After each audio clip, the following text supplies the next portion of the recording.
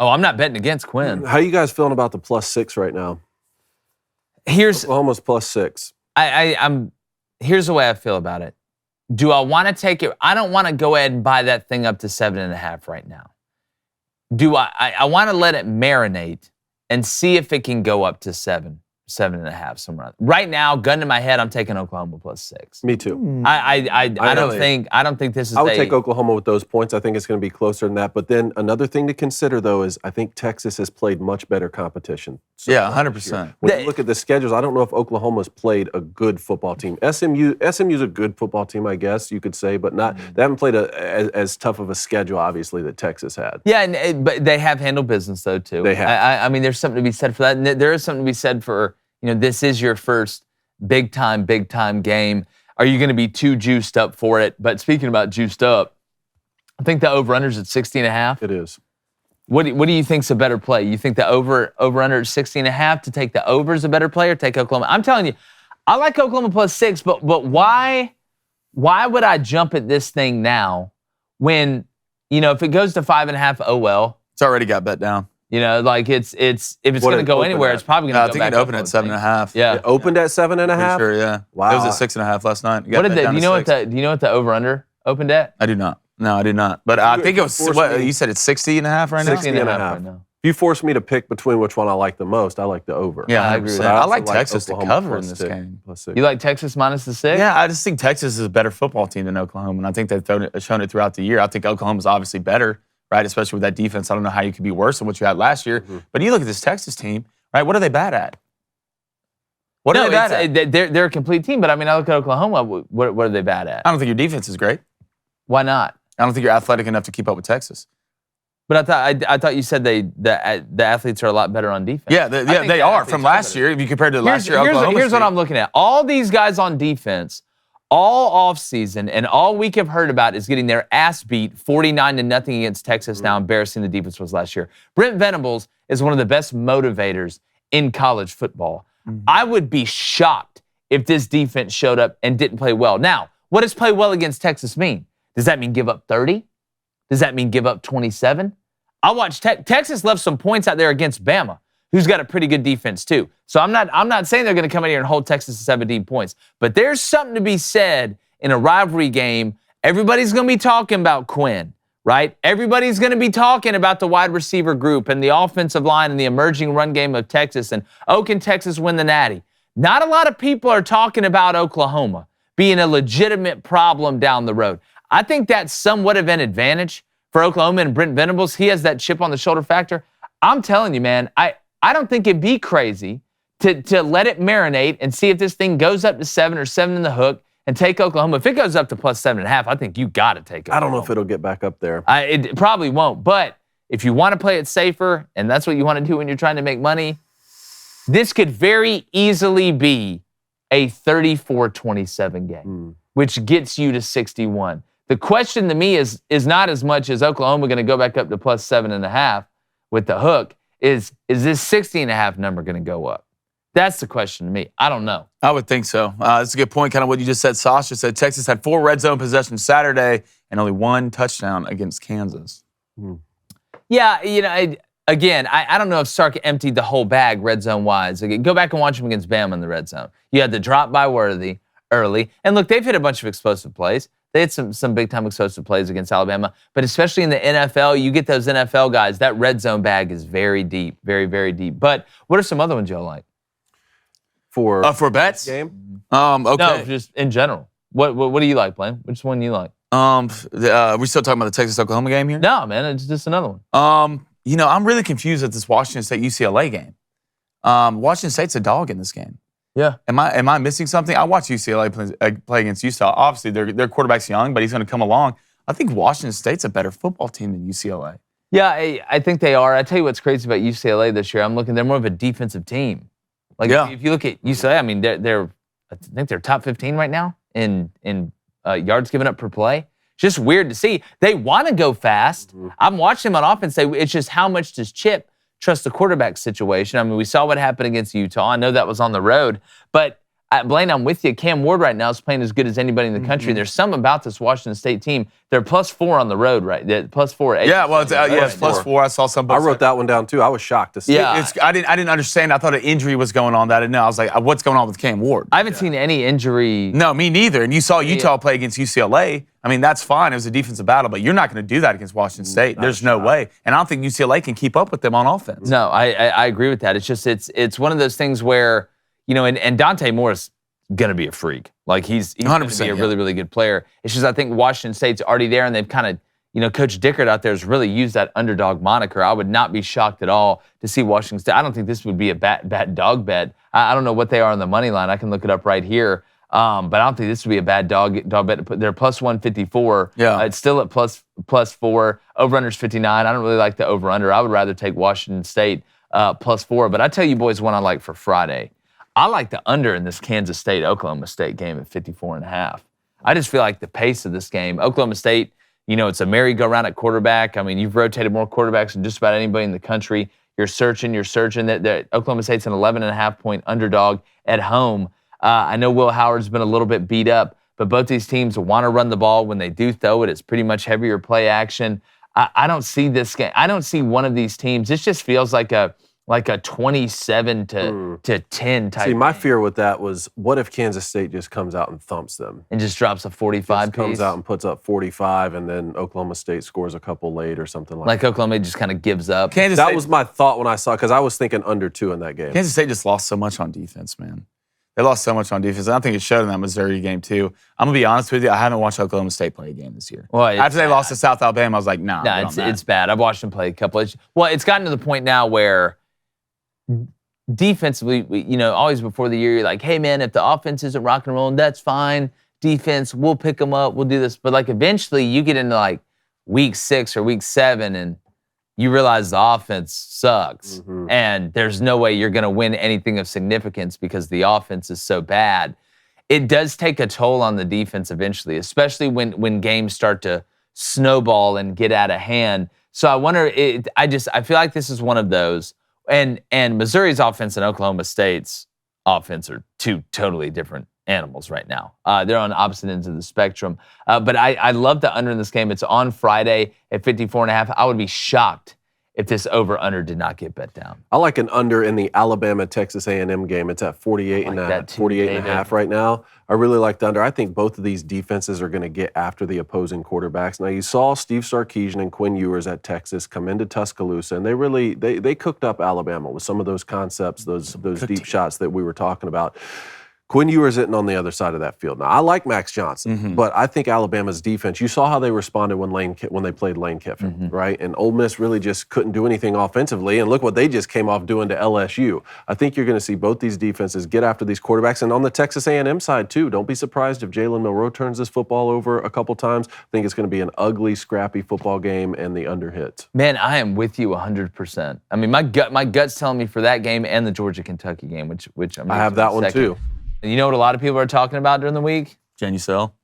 Or Nugenix. Yeah, you were close. Yeah. A lot of people were talking about Genucell, I talk about too. Both. But they're talking about guys being tired of losing testosterone. Yeah. All right? As you age, that T goes down. Goes down, man. All right, you feel tired. All right? We know some other aspects of your life may not be as fiery as it used to be. You know what I'm talking about, I think. It's, live your own life. But over at Nugenix, they got a handle, man. All right? They have Nugenix Total T lets you try it before you buy it, too. All right? And you get a complimentary sample when you text 231231 and enter the keyword Crain. It's a natural testosterone booster with testofen, all right, that'll help you turn back the clock and re-energize your life. You want to feel younger? You want to walk around with your big boy pants on again? Yes. Yes, I know you do. I do. Give me the big boy pants now. That's with Nugenix Total T.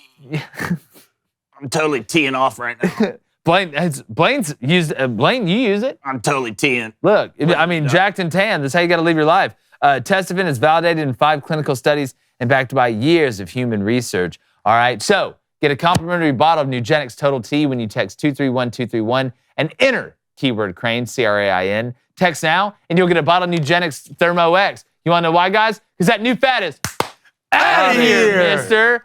All right, they're new. It's the most powerful fat incinerator ever. That's so much fun to do. With key ingredients to help you lose fat fast and get lean even faster. Absolutely free. Text 231-231, enter keyword Crain, C-R-A-I-N, 231-231, enter keyword Crain, C-R-A-I-N. Texting enrolls you in a recurring automated text message. Consent not required to purchase. Message and data rates apply. Number one doctor recommended brand by primary physicians based on an independent survey conducted by IQVIA 2022. Well done. Thank you, man. I look in, and we've talked a lot, and we should, and we talked about it yesterday. Alabama has struggled to run the ball like typical Alabama. And it's put Jalen Milroe in a spot where he has to become a pocket passer on 3rd and 6 or above. And, you know, he can run around and out-athlete some people. But A&M's having trouble running the ball too. Like this game, it's such a simple, sometimes it's the answer is simple. Sometimes it's not some convoluted, you know, it's super in-depth, look at this detail or that detail or whatever. Whichever team is able to run the ball more successfully in this game on early downs is going to win. Because I do trust Max Johnson throwing the ball more on 3rd and long than I do Jalen Milroe. I do trust Jalen Milroe to be able to create more, you know, on 3rd and 3s and stuff like that from and we've seen Tommy Rees and them run RPOs and zone reads and things like that. It's just, again, man, A&M or Alabama struggled to run the ball, but A&M has struggled to run the ball too. What gives? Like, what defense do you trust less to be able to stop the run? Mm-hmm. Like, is it Bama or is it Texas? I don't know. Who's going to get to the passer? You know, that's what I'm looking at. Because I go back to that Alabama-Texas game. I mean, you didn't touch Quinn. I mean, I go back to that Texas A&M Miami game. Hell, Texas A&M couldn't get in the backfield. I'm with that. I know Miami, Cristobal's got that. Miami's offensive line's good. They're extremely good. But who can get to who when it comes to quarterback? Because obviously I trust Max more not to make the mistakes that Milroe will make. Because I think that comes with experience. I think you can lean on Max when it comes to that. But I think Bama's defensive line, and I go back kind of the Ole Miss game, right? Bama's sacked Ole Miss 5 times, right? And you go back to LSU, Ole Miss. LSU didn't touch Jackson Dart one time, no sacks. And whoever can get to the quarterback in this game, I think, is going to start dictating the pressure on who and who's going to make the easiest plays, who's going to be most comfortable. Because if Jalen Milroe can sit back there, all right, and have time and can dissect and can make easy throws and feel comfortable, I like Texas. And if Max can sit back there and be okay, then I like Texas A&M more than I like Alabama. So you're talking about Jalen Milroe sitting back there and having time. See, that's what I don't want to see. No, I'm not talking 3 to 5 step drops. I'm talking about he has to be a 1-read, maybe 2-read and guy, then I'm gone. The ball has to come out. It's just like we were talking about with Zach Wilson the other day with the Jets. Right now, I don't want to see you trying to get to the 3rd and 4th read. That's not your game right now. You know, I would be moving the pocket, rolling him. Alabama? You're going to lose. If you don't have a quarterback, you can get to your 3rd and 4th progression. You don't. You're going to lose. You don't. You're going to lose the game. So if you don't have it, if you don't have it, I don't want to see him sit. You somewhat saw it. You somewhat saw it at Mississippi State. I saw him get through read from Mississippi State. No, he ran for 193 yards against me. But in the 15 passing attempts he had, there's plenty of those passing attempts when he went through his progression. The level of athlete that they're about to play at A&M is so much different than the level of athlete that they just played at Mississippi State. They're not going to be able to sit. Jason McClellan isn't going to be running through A&M like a sieve. Jalen Milroe, while he will hit some plays running and moving around and doing things like that because he's that athletic, isn't going to be able to just go out there and paint pretty pictures against A&M. This defense isn't built like that. They've stacked 5-star on 5-star and 5-star. They got guys running around on that defensive line. They got guys like Shamar Stewart that can play against Jalen Milroe. If the plan for Alabama is Jalen Milroe to sit back in a 3-step and a 5-step when his ass can't see a corner that's sinking against a 3-man smash concept and he's throwing balls to safeties that are driving on square ends. You're going to have to do it. They're not going to score. Here's what you do. You've got to get, just like David said, you have 1 to 2 read, maybe the second read. And most of the time, that second read, if you can't run, needs to be the check down. That's the only way that they're going to stay on schedule. That's the only way. And then you hope at the end of the day, it gets to the point where if you are rolling the pocket, you are doing sprint out, that A&M has to start manufacturing pressure. And when they manufacture pressure, Jalen Milroe can make one of them miss and take off. But that's not what DJ Durkin's going to do. DJ Durkin is going to bring forward and zone pressure this guy because it's basically like having a spy. And he's going to make him say, all right, if you're going to go from A to B to C and then go, we have the athletes that can get you on the ground. And if you're going to go from A to B and C, you're going to throw it to every intermediate defender we have. And it's going to cost them the game because it's going to be a low-scoring game because I don't think A&M is going to be able to run the ball. I think Max Johnson, in the greatest stroke of irony ever, in the matchup between Max Johnson and Jalen Milroe, is going to have to be the one that runs to have more success on offense. I'm telling you, there's no way in hell that Jalen Milroe sitting back, you can't say you got to go through your progressions. What's Texas A&M's game plan going to be on defense? Drop. We're going to keep Jalen Milroe in the pocket. Yes, that's going to be A&M's game plan. So if you think you're just going to sprint out and go through 1 to 2 reads in the pocket and think A&M's not going to sit on that shit all day, you're insane. You have to have somewhat of Jalen Milroe. I'm not saying 10 dropbacks a game, but you're going to have some plays where he's going to have to get a drop and take the top off the defense. If not, Texas A&M is just going to sit on them the entire I don't disagree with that, but you just taking the top off of defense is not what I was talking about. Like, yeah, he can take a 3-step drop in the pocket and throw the ball as far as he can and hit a big shot. That's not working through progression. I'd rather see him do that than work through his 4th progression and getting a check down because I haven't seen it all season. That's the part that I'm talking about. And a big part of what you're talking about with staying on schedule is you can't have any procedure penalties. No. You can't have any. No, and that crowd's going to be, it's going to be nuts. Really goes for both teams, but especially with what we're talking about with Alabama's mindset going in. Yeah, like you can't be getting behind the chain. No, for sure. And what I mean by sprint outs is 3rd and 5, running pick plays, running pick routes to be able to get him open, make an easy throw to run the rub routes. You may get an offensive pass interference here and there, but it makes it easier on him. I just don't trust, if I'm a Bama fan, Jalen Milroe sitting back in the pocket multiple times during the game and relying on him to be able to pick A&M's secondary apart. That's just a scary deal for me because Alabama receiver is not what they typically have been either. I wouldn't be surprised if that's what they call, though. Yeah. That's what Tommy Rees has That's what he's been called. That's the biggest question. Well, I think he's had done a little bit better last week. I mean, tailoring it somewhat to Jalen. I do agree with that. Yeah, I agree with that. LSU, Missouri, just to get to a couple more of these.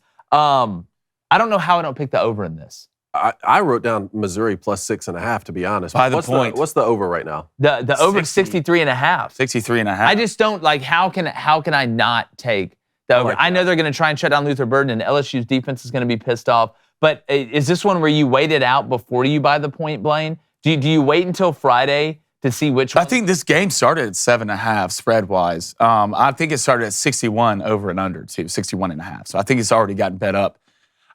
This game is so weird to me, man. If anything, I'm buying Missouri 7.5. This is Missouri at home. And Jake, you mentioned this on the show the other day. This is going to be Missouri's Super Bowl now. For sure. It's going to be the Super Bowl, and I promise you. Eli Drinkowitz is going to have these boys ready to play. And it goes back to yesterday. What LSU defense shows up? Who shows up for the defense on LSU? Well, you say, like, all right, how many weapons does Missouri have? Oh, well, they just have Luther Burden. Well, LSU's known a lot of weapons that other guys have, and they couldn't stop them. Schrader's a problem, too. Like, I'm not to the point with I'm past the point with LSU. I know LSU knows. I know. I think I know they know, but they can't stop it. It's one thing to know. It's another thing to be able to stop it. So, I mean, why would I not? And I don't think Missouri can stop LSU consistently. Offense is not the problem. And Brian Thomas has elevated this team. We can talk about Malik Neighbors all we want, and we should. We can talk about the running back room and Jaden Daniels, and we should, and the offensive line, and we should. But Brian Thomas is talking himself into, like, second round. Like, yeah. No, guys that big should not be that quick. Yeah. Like, he's a big, long, and quick. He's not some long strider. I mean, he's tut. It's crazy to watch, but I like that over. I like the over in the Maryland OSU game at 57. I what's that 19.5 point spread? 57, yeah. I like it shocked me a little bit too. I like the over in the North Carolina Syracuse game at 59. I like Notre Dame minus 6.5 against Louisville. See, I tell you what, go back to the North Carolina Syracuse. I kind of like Syracuse plus 8.5 in that game. Do you? I do. Really? I think North Carolina's going to win. But I think Syracuse with that run game, North Carolina's defense is better than it was last year. Obviously, it's kind of hard to be worse than they were. But part of me and that's not a play that's not a game I'm gonna play. But instinctually, if I had to play that game, I would take Syracuse plus 8.5. But boys, I'm telling you, one that I'm absolutely head over heels in love with. All right, just like James Madison last week at South Alabama, which, by the way, James Madison is a wagon, an absolute wagon cover machine. Army. -3 at home against Boston College. I would buy that half point take it at -2.5. I love Army at home in this game. Absolutely love Army at home in this game, -2.5. The sides, I know Boston College had that win. They pulled it out late against Virginia in that comeback. I just like Army, man. Every time I've taken them, every time I took it, they won me some big money against Syracuse. How about Wyoming +5? I mean, not Syracuse. +5.5 versus Fresno. So Wyoming's one of the weirdest teams ever.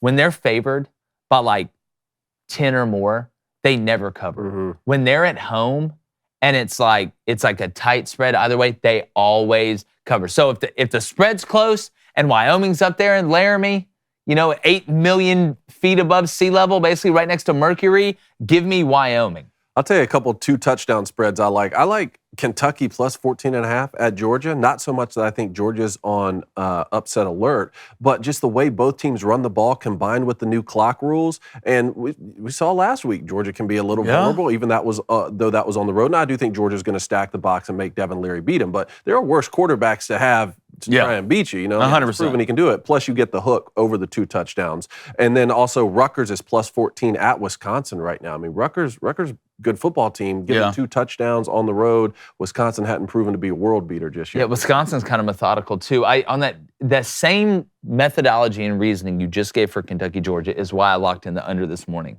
at 48.5. And I see it's already down to 48. The reason for that is all week, Georgia, Kirby Smart's gonna be running around with that bullhorn, screaming, stop the run, stop the run, stop the run, stop the run. The difference between LSU and Georgia is I think Georgia obviously knows the problem, but they can fix it. I know they don't have Jalen Carter and Jordan Davis and some of these other guys, but these cats are only going to get better as the season goes on.